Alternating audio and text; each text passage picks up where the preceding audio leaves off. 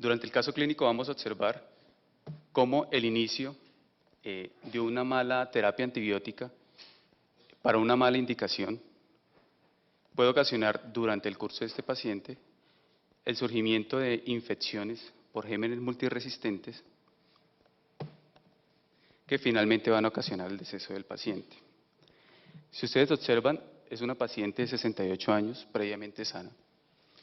Viene de un lugar, digamos, alejado de la ciudad, sin previo contacto con tratamientos antibióticos previos, y quien venía por la consulta externa en estudio de un dolor abdominal, y a quien se le documentó un tumor carcinoide a nivel del apéndice cecal. El tumor era aproximadamente de 3 centímetros, la indicación quirúrgica en este paciente, por el tipo de tumor y el tamaño, era realizar una hemicolectomía derecha y una iliotransversostomía. Finalmente el paciente pues ingresa por consulta programada, se le realiza el procedimiento quirúrgico sin ninguna complicación y en el posoperatorio empieza a presentar una elevación progresiva del recuento leucocitario. Al tercer día, mayor cantidad de leucocitos en el hemoleucograma, por lo cual el cirujano decide solicitarle una tomografía. La tomografía abdominal muestra que hay una colección de 5 por 6 por 5 centímetros. El radiólogo anota que no es susceptible de drenaje percutáneo y los hemocultivos tomados ese día pitan a las 10 horas bacilos gram negativos. El cirujano considera por su valoración clínica de la paciente que la paciente es mejor que sea trasladada a unidad de cuidado intensivo para una vigilancia mucho más estrecha. A su ingreso en una unidad de cuidado intensivo está taquicárdica, una taquipnea leve, tensión arterial dentro de límites normales, por lo cual no se consideró que requería soporte vasoactivo. Y la conducta entre el cirujano y el intensivista es esperar la respuesta del acceso al tratamiento antibiótico que ellos le van a instaurar.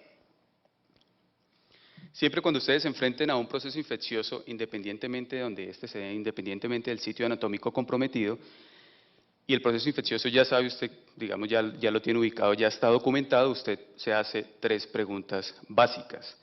¿Qué es lo que causó la infección? Básicamente esta pregunta lo que le va a llevar a usted es a un control de la fuente de la infección. Es decir, ¿por qué esta paciente hace una celulitis recurrente? ¿Por qué este paciente hace un absceso pulmonar? ¿Por qué esta paciente, en este caso, tiene una colección? Y una vez usted sepa qué es lo que le causó la infección, realiza medidas que controlen la fuente. Sin este primer paso, el tratamiento antibiótico en cualquier escenario clínico es básicamente inefectivo. La segunda pregunta que usted se hace es, ¿qué es lo que voy a tratar? Básicamente es, ¿qué agentes, qué bacterias son las más frecuentes en esta patología? Porque en ese momento, cuando usted valora a la paciente, no tiene aislamiento. ¿Qué es lo más frecuente que causa este tipo de infección en esta paciente? Y luego de usted tener esa información, usted va a realizar una terapia antibiótica, va a instaurar una terapia antibiótica con un espectro lo más estrecho posible para evitar el menor daño colateral. Me refiero al daño colateral, es evitar matar todas estas bacterias que hacen parte de nuestra flora normal, incluyendo piel, y tracto gastrointestinal y tracto respiratorio, que lo que hacen es formar una barrera microbiológica que impide que nuevas bacterias que normalmente están en el ambiente hospitalario nos colonicen, reemplacen ese espacio que usted le ocasionó al paciente al darle un tratamiento antibiótico y ese espacio sea ocupado por una bacteria multiresistente que son las que normalmente abundan en la flora de los hospitales. Entonces, cuando usted sabe qué es lo que va a tratar e instaura la terapia con un espectro lo más estrecho posible, se hace la tercera pregunta y es ¿por cuánto tiempo lo voy a tratar? También se ha relacionado el tiempo en que usted le dé el tratamiento antibiótico, el tiempo en que dure el tratamiento antibiótico con la incidencia de colonización de los pacientes. Es decir, cuando tú das un tratamiento antibiótico, por 5 días es diferente, si lo das por 10 días es diferente, si lo das por 14 días es diferente, si lo das por 21 días. A medida que aumentan los tiempos de tratamiento, aumentan los índices de colonización de esos pacientes por gérmenes multiresistentes. Entonces, por eso es importante darle el tiempo necesario, no más de lo que necesita el paciente, lo suficiente para que supere su proceso infeccioso y no lo suficiente para que se colonice por bacterias multiresistentes. Traigo la primera pregunta a colación y es para ver si nosotros, los que trabajamos en enfermedades infecciosas, es que vivimos pensando mal de los pacientes que se complican en los procedimientos quirúrgicos en el sentido de las complicaciones que normalmente uno induce que ocurren en los actos quirúrgicos y que los cirujanos normalmente no admiten. En este caso, la propuesta de tratamiento antibiótico entre cirugía general y unidad de cuidado intensivo es básicamente darle tratamiento a esta colección y mirar la evolución. Queremos saber si ustedes piensan que lo que hay es una infiltración de la anastomosis o una contaminación peritoneal durante el acto quirúrgico. Lo que plantea el cirujano es que básicamente pudo haber algo de fuga durante la resección y posterior anastomosis que contaminó la cavidad peritoneal y lo que uno normalmente piensa es que existe una filtración en la anastomosis.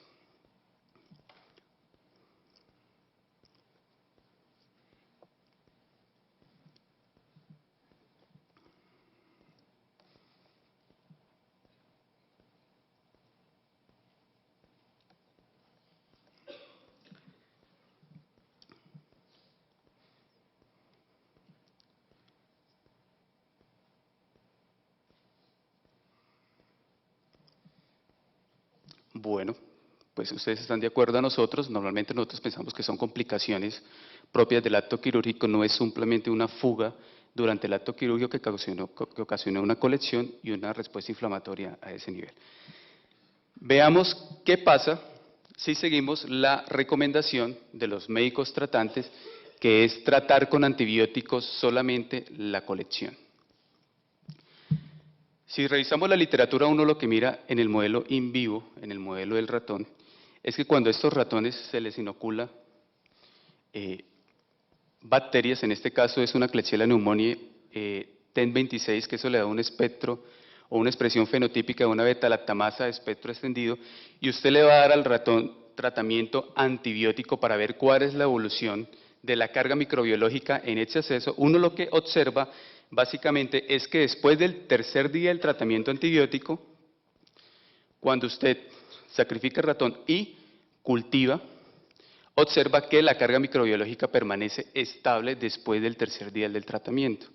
Y si usted mira el antibiótico más efectivo para el inóculo que se le colocó al ratón, en este caso que es una beta-lactamasa de espectro extendido, dentro del grupo de antibióticos que utilizaron, que está allí señalado, que es imipenem, no logra, después del tercer día, esterilizar la colección, llamémoslo así, y después del tercer día en el seguimiento que se le hacen a estos ratones, la cantidad o el tamaño en el inóculo permanece igual. O sea, en los modelos in vivos ya se ha demostrado, y aparte de este hay muchos más, que los tratamientos antibióticos para las colecciones solamente con el tratamiento antibiótico son totalmente inefectivos, no logran esterilizar la colección.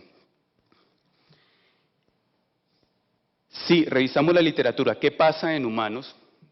Tenemos la mayor recopilación de serie de casos, 465 casos de accesos sin drenaje. Los accesos se ubicaban en diferentes partes anatómicas del cuerpo, pero el 52% eran accesos intraabdominales.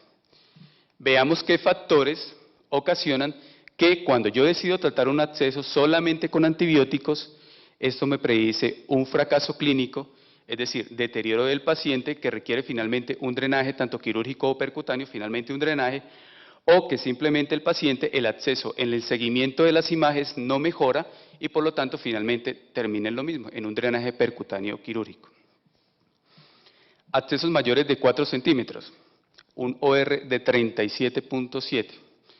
Si nosotros miramos o hacemos un recorderis de nuestra experiencia, casi todos los accesos intraabdominales son mayores de 4 centímetros, y este básicamente es el caso, hay de 5 y 6 centímetros, el diámetro mayor de nuestro caso.